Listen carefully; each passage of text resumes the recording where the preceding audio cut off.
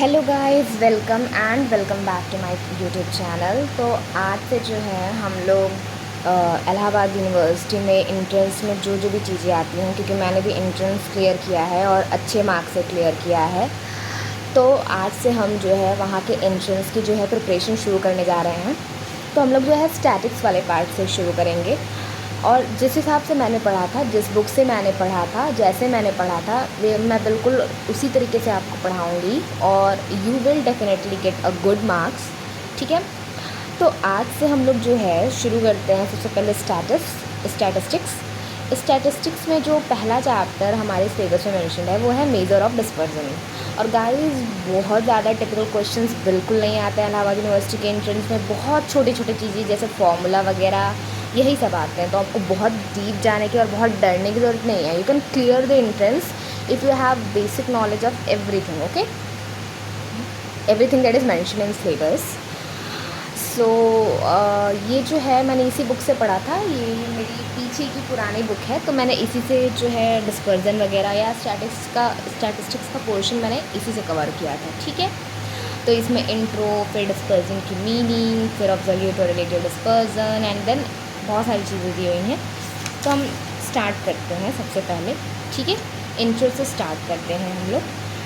तो यहाँ पे देखा हमने, जैसे आपको पता है एवरेज, जैसे मीन, मीडियन, मोड जो है हम लोग यूज़ कर सकते हैं रिप्रेजेंट करने के लिए बहुत सारे नंबर को। ठीक है। तो एवरेजेस जो हैं वो बहुत सारे डेटा को एकदम सिंप्लीफाई कर देते हैं, लेकिन हमें पूरा एक होल पिक्चर नहीं देते हैं डेटा का। ठीक है। और इसके अलावा कई सारे डेटा जो हैं एक दूसरे से बहुत डिफ़र कर सकते हैं। ठीक है। तो हम जो है डिस्पर्जन यूज़ करते हैं, किस लिए? डिस्पर्जन हमें क्या दिखाता है? मीनिंग ऑफ डिस्पर्जन क्या होता है कि dispersion is the extent to which values in distribution differ from the average of the distributions. यानी देखो, यहाँ पर हमारा मीन जो है 40 है। ठीक है। तो हम क्या पता करते हैं कि हमारे किसी भी एवरेज वैल्यू से हमारा पूरा डेटा कितना डिफ़र कर रहा है, उसे ही डिस्पर्जन कहते हैं। मतलब कितना डिस्पर्स्ड है, चाहे वो मीन हो, चाहे वो मीडियन हो, चाहे वो मोड हो।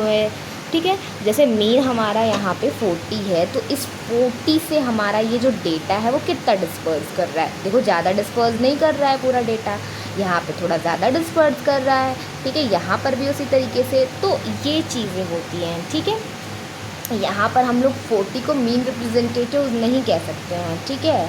क्योंकि इससे बहुत ज़्यादा स्कैटर्ड मतलब फैला, बहुत ज़्यादा स्कैटर्ड है, फैली हुई हैं चीज़ें। ठीक है। और अगर हम लोग वाई के केस में देखें तो 40 अच्छा रिप्रेजेंटेटिव है, अच्छा मीन है, अच्छा रिप्रेजेंटेटिव मीन है। ठीक है, इस डेटा का। क्यों? क्योंकि सारे जो वैल्यूज़ है वो 40 के अराउंड ही वो हुए हैं। ओके। और ये तो यहाँ पे तो बेस्ट ही है, कोई दिक्कत नहीं है, ये तो परफेक्ट रिप्रेजेंटेटिव है। तो वही होता है व्हाट इज़ डिस्पर्जन। मुझे लगा समझ में आ गया होगा कि डिस्पर्जन क्या होता है, कि कितने एक्सटेंट से, कितनी मात्रा में जो है हमारा जो है कोई भी डिस्ट्रीब्यूशन, कोई भी डेटा जो है डिफ़र कर रहा है। ठीक है। मतलब अलग है। ठीक है। किससे? एवरेज से। एवरेज में आप मीन, मीडियन, मोड सब ले सकते हैं। ओके। तो यहाँ पर कुछ डेफिनेशन दी हुई हैं, ऑल्दो हमें डेफिनेशंस की इतना ज़रूरत नहीं पड़ेगी, ऑब्जेक्टिव क्वेश्चंस आते हैं। फिर है ये एवरेज वर्सेस डिस्पर्जन। एवरेज और डिस्पर्जन में क्या अंतर होता है? ठीक है। तो सबसे पहले बात कि एवरेज क्या होता है। एक जो होती है एवरेज, हमारी एक सिंगल वैल्यू होती है, मीन वैल्यू होती है। ठीक है। जो कि रिप्रेजेंट करती है सेट ऑफ वैल्यूज़ को एक डिस्ट्रीब्यूशन में। जैसे कि यहाँ पर हमारे एवरेज जो है 40 है, ये तो सबको रिप्रेजेंट कर दे कि हाँ ये अराउंड 40 के अराउंड ही चीज़ें हैं, मार्क्स हैं स्टूडेंट्स के। ठीक है। तो ये तो एक एवरेज हो गया। और डिस्पर्जन क्या होता है कि इस एवरेज से हमारे सारे डेटा कितना स्कैटर्ड है, कितना फैले हुए हैं, कितना दूर है, कितना पास है। तो ये हमारा एक बेसिक डिफरेंस होता है। ठीक है। इसके बाद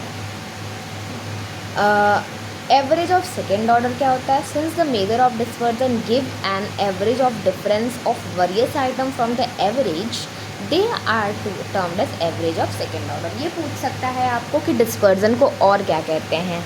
तो सबसे पहली बात कि ये जो हमारा मेजर ऑफ डिस्पर्जन है या फिर डिस्पर्जन है, इसका दूसरा क्या नाम है, इसका जो है दूसरा नाम है एवरेज ऑफ सेकेंड ऑर्डर। ठीक है, एवरेज ऑफ सेकेंड ऑर्डर का मतलब होता है कि हमारा वही सेम जो डिस्पर्जन की डेफिनेशन होती है कि हमारा जो है एवरेज डिफरेंस क्या है अलग अलग जो है आइटम्स का अपने एवरेज से। ठीक है, अब हमारा होता है डिस्पर्जन ऑब्सोल्यूट और relative.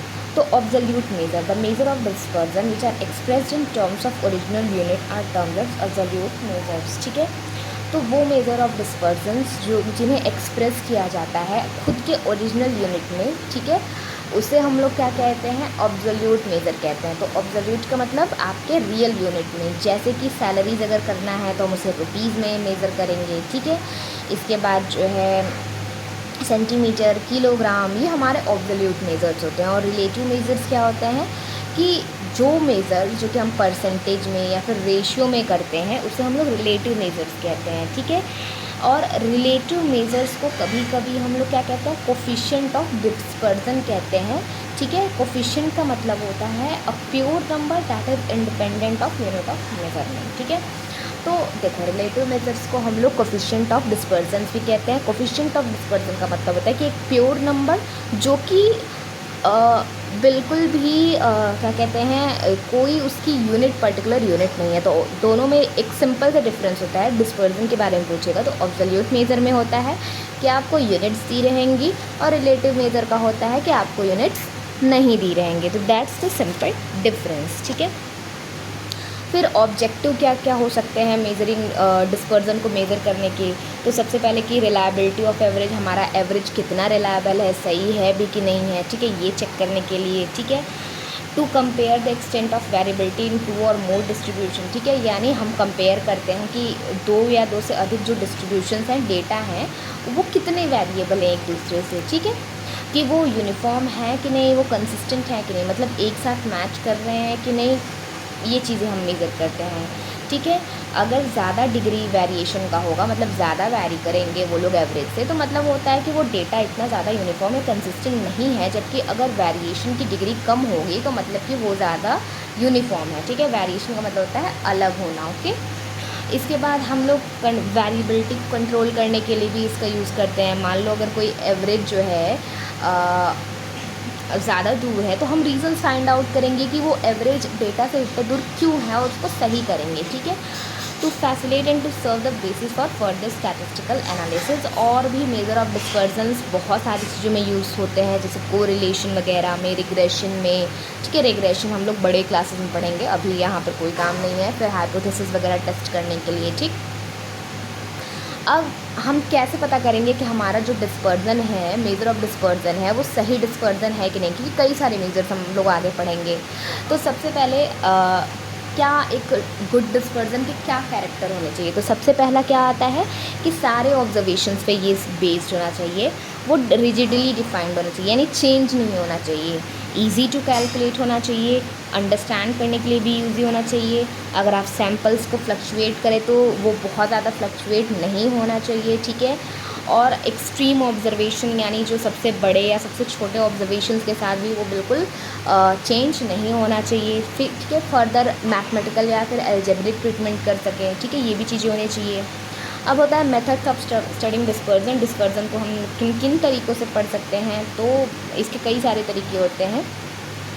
Measures of absolute dispersion, यानी ऑब्सोल्यूट मतलब जिनका जो है यूनिट अलग अलग होता है, और दूसरा हमने पढ़ा था मेजर ऑफ रिलेटिव डिस्पर्जन, जिनके यूनिट परसेंटेज या रेशियो में होता है, लगभग सेम होते हैं। तो ऑब्सोल्यूट के लिए हम 3 मेथड्स वगैरह करते हैं, range, quartile deviation, mean deviation, standard deviation and Lorentz curve. जबकि रिलेटिव डिस्पर्जन के लिए coefficient of range, coefficient of mean deviation, coefficient of quartile deviation, coefficient of variation, standard deviation. ठीक है, इसमें आपको बहुत ज़्यादा मैथमेटिकल कैलकुलेट करने की ज़रूरत नहीं है, इसमें फॉर्मूला से ही ज़्यादा पूछेगा। ठीक है, रेंज वगैरह पूछ सकता है जो कि बहुत ईजी होता है, इससे न्यूमेरिकल क्वेश्चन। अदरवाइज़ आपको किससे पूछेगा, सिर्फ और सिर्फ जो है ऑब्जेक्टिव क्वेश्चन इससे बनेंगे। ओके, अब हम बताते हैं रेंज क्या होता है। तो रेंज जो होता है वो डिफरेंस होता है स्मॉलेस्ट और लार्जेस्ट आइटम का। Okay, largest minus smallest item, वही क्या होता है, रेंज होता है, सिंपल।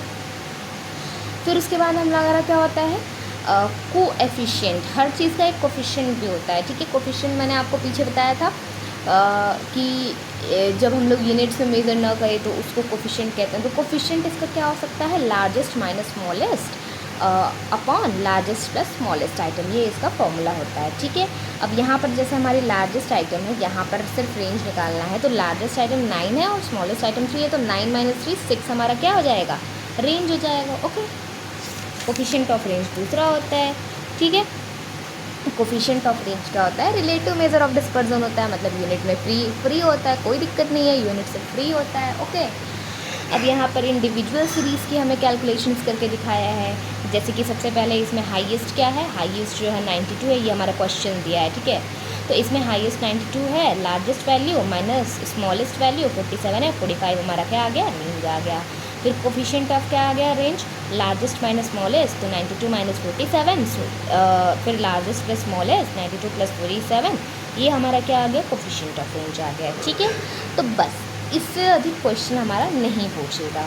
देन ये इसी तरीके से कंटिन्यूस सीरीज़ में है, कंटिन्यूस सीरीज़ से 10 से लेके 20, 20 से लेके 30, इस तरीके से होता है। तो कंटिन्यूस सीरीज़ में हम लोग एक चीज़ ये देख सकते हैं कि यहाँ पर हमसे ये जो इंटरवल है, इसकी सबसे हाईएस्ट वैल्यू 70 है, ठीक है। तो 70 लेंगे एंड सबसे स्मॉलेस्ट 10, बाकी सारा फार्मूला वही है। तो ये चीज़ थोड़ा बहुत याद कर सकते हैं, बाकी इसमें करने लायक कुछ भी नहीं है। और फिर हम आते हैं मेरिट्स और डीमेरिट्स पे, ठीक है। तो मेरिट्स क्या क्या होते हैं इसके, कि ये सिंपल है समझने में, आपको रेंज निकालने में कोई दिक्कत नहीं है, बहुत आप जल्दी मेज़र कर सकते हैं, एक आपको ब्रॉडर पिक्चर दे देता है डेटा का। डीमेरिट्स क्या है कि सारे ऑब्जर्वेशन पे बेस नहीं होता है, फ्लक्चुएशंस हो सकते हैं, ठीक है। हमें पैटर्न, डिस्ट्रीब्यूशन का पैटर्न कैसे होगा ये नहीं बताता है, ठीक है। तो हम बाकी जो चीज़ें हैं, एक सेकेंड, यूजेस ऑफ रेंज भी हम देख ही लेते हैं। यूजेस ऑफ रेंज क्या होते हैं कि फ्लक्चुएशन को स्टडी करने के लिए यूज़फुल मेजर होता है, डे टू डे लिविंग आप इससे मेज़र कर सकते हैं, डेली लाइफ में, जैसे कि रेडीमेड गारमेंट, सबसे ज़्यादा पैसा, सबसे कम पैसा क्या होता है, ठीक है। हम जनरली यही पूछते हैं, मिनिमम क्या होगा, मैक्सिमम कितना प्राइस लेगा। क्वालिटी कंट्रोल के लिए मिनिमम कितनी क्वालिटी कंट्रोल है, मैक्सिमम कितनी क्वालिटी है। Weather forecast, minimum maximum temperature, ठीक है। तो ये चीज़ें हमारा रेंज हो गया। बाकी हमारा क्वार्टाइल डेविएशन हम ये कल से शुरू करेंगे। वीडियो को लाइक, शेयर और सब्सक्राइब करें। Thank you.